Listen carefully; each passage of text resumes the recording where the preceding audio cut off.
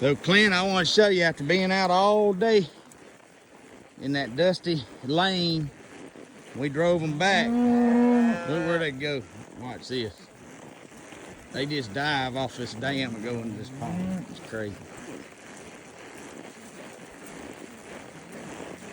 They want to cool, get that body temperature cooled down.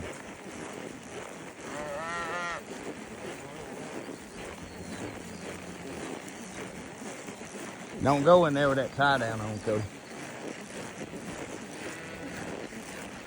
Check this out. So after we drove them back, which ended up taking to 3 o'clock, check them out.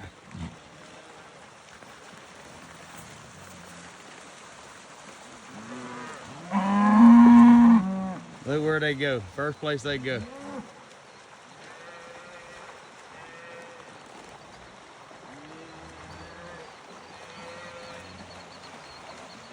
Cool that body temperature off. Watch them coming in.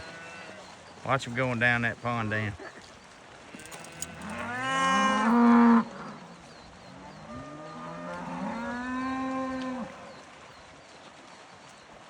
Like something you'd see off Lonesome Dove when they finally hit the